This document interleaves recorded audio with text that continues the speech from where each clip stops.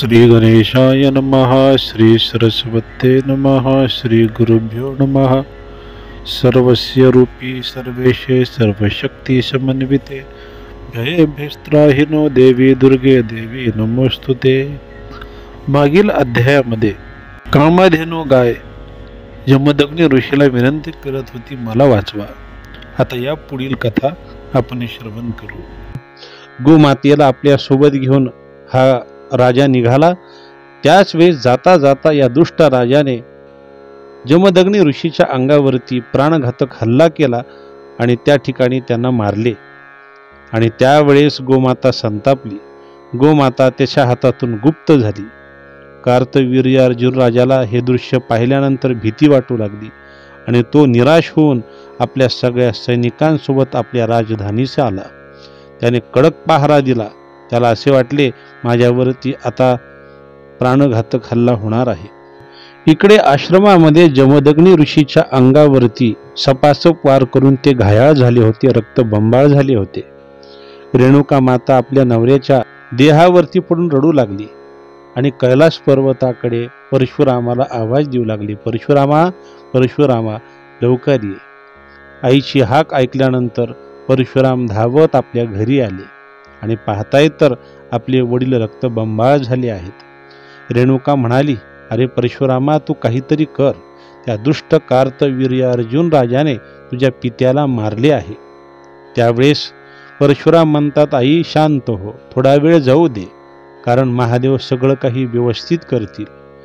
त्या आश्रमामध्ये वशिष्ठ ऋषी आले आणि सगळे ऋषीमुनी त्या ठिकाणी येऊन पाहत होते।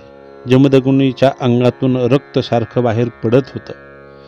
अगस्त्य ऋषी संतापले। अगस्त्य ऋषीनं वशिष्ठांच्या कमंडलूतलं पाणी आपल्या हातात घेतलं आणि संजीवनी मंत्राचा उच्चार त्यांनी केला आणि तेच पाणी अभिमंत्रून ऋषिक मुनीच्या हातामध्ये दिलं।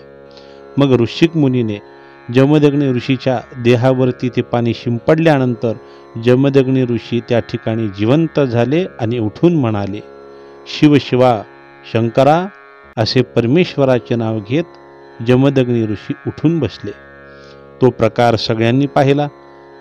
त्यावेळेस ऋषीमुनींनी पुष्पवृष्टी केली आणि सर्वत्र ठिकाणी आनंदाचं वातावरण निर्माण झालं होतं। ऋषिक मुनींनी जमदग्नींना आपल्या हृदयाशी पकडले व त्यांना आपल्याजवळ बसवून घेतले। तसेच सत्यवतीनेही रेणुका देवीस आपल्याजवळ बसवले।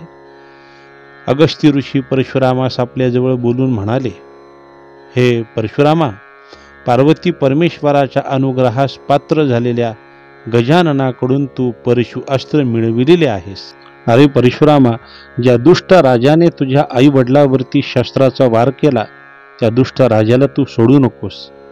त्यावेळेस परशुरामाचे आजोबा ऋषिक मुनी म्हणाले, परशुरामा, जा, त्या क्रूर कंटक क्षत्रियाचा संहार तू या ठिकाणी कर आणि भूभार हलका कर।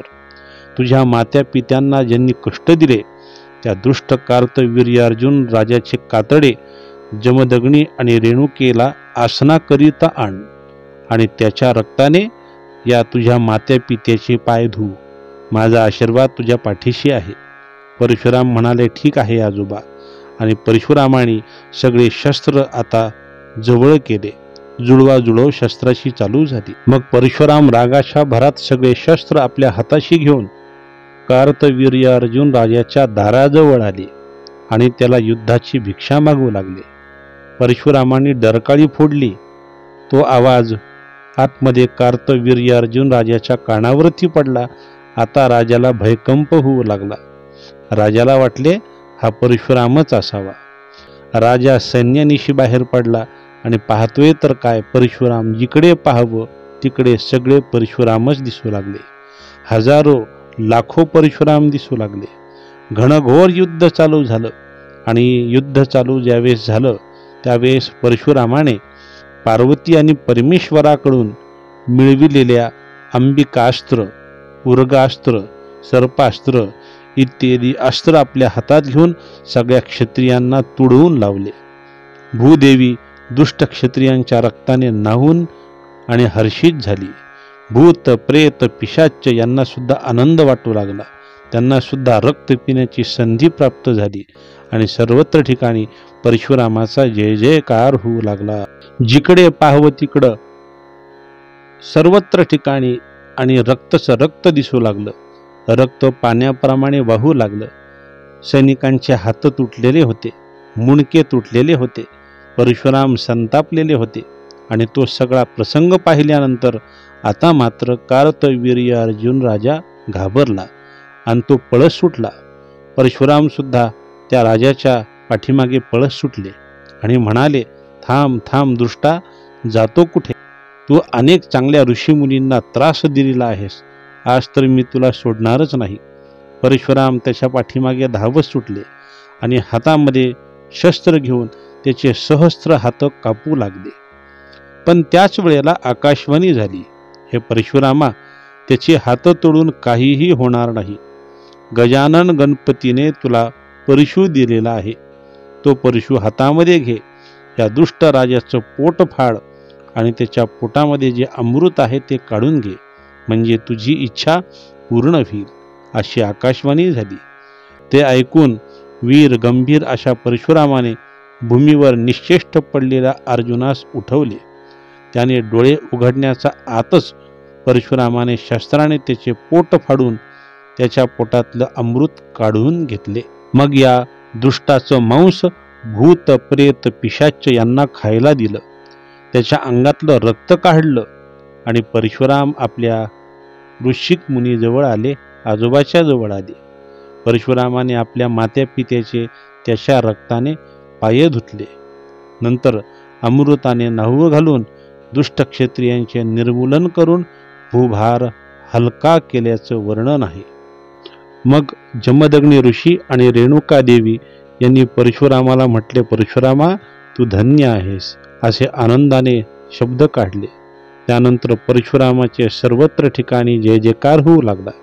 परशुरामाने कार्तवीर्यार्जुन राजाचे कातडे आणले होते, ते आपल्या आई वडिलाला बसायला टाकले. त्यांना कातड्यावरती आसनावरती बसवलं आणि परशुराम आनंदाने नाचू लागले. त्यावेळेस तिथे जमलेल्या सर्व काही ऋषीमुनींनी परशुरामाची स्तुती केली. हा नारायणाचा अवतार आहे. पण अगस्ती ऋषी त्याच वेळेस उठून म्हणाले, अरे ऋषीमुनी हो, तुम्ही परशुरामाची स्तुती करत आहात हे ठीक आहे, पण दुष्टाचे निर्दालन व्हावे आणि सृष्टाचे परिपालन व्हावे, चांगल्यांचे परिपालन व्हावे, त्यासाठी अदिती माता अंशरूपाने भूभार हलका करण्यासाठी इथे जन्माला आली. ती साक्षात जगदंबा रेणुका माता. तुम्ही हिला विसरलात? सगळ्या ऋषीमुनींनी रेणुका मातेची स्तुती केली. रेणुका माता की जय. त्याच वेळेला सगळ्या ऋषीमुनींच्या बायका ऋषीपत्न्या आलेल्या होत्या. सगळ्या ऋषीपत्न्यांनी रेणुका मातेची ओटी भरली. तिच्या कपाळी छान हळद कुंकू लावलं, तिचा मळवट भरला आणि तिचा जय जयकार सगळ्या ऋषीपत्न्या करू लागल्या आणि आशीर्वाद मिळाला. जो कोणी रेणुका देवीचं महात्म्य श्रवण करेल त्याचे सर्व काही मनोकामना तू पूर्ण करशील आणि भक्तांच्या इच्छा तू कलियुगामध्ये पूर्ण करशील. सगळ्या ऋषीपत्न्यांनी आशीर्वाद देऊन ऋषीपत्न्या आणि सगळे ऋषी आपल्या स्वस्थानी निघून गेले. मग ही रेणुका माता माहूरगड या ठिकाणी कायमस्वरूपी स्थित झाली. सूतजी महाराज सांगतात, ऋषीमुनी हो, जो कोणी भक्त मंगळवारी, शुक्रवारी, पौर्णिमेच्या दिवशी देवीच्या दर्शनास जाईल त्यावेळेस त्याची सकल मनोकामना पूर्ण होईल.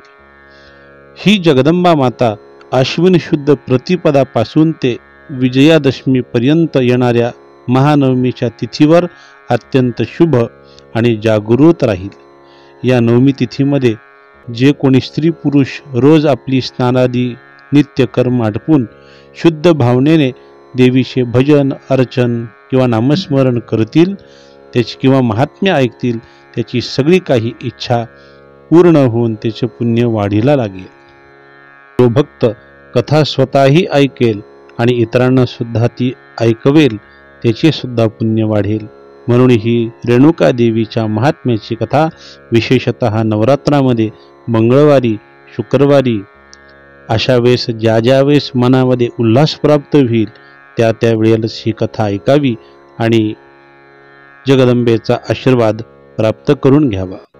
तर रेणुका देवीच्या महात्म्यातील हा 5वा अध्याय इथे पूर्ण होतोय.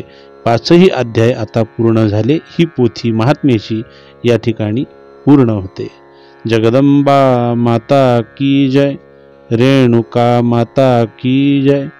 माते तुझे ध्यान आम्हासी राहो, तुझे नाम अमुचे मुखाशी येऊ. माते तुझे आम्ही दासानुदास, नमस्कार माते तुझ्या चरणास. जगदंब जगदंब ऐसे म्हणावे, देहातीत होवो निजावे.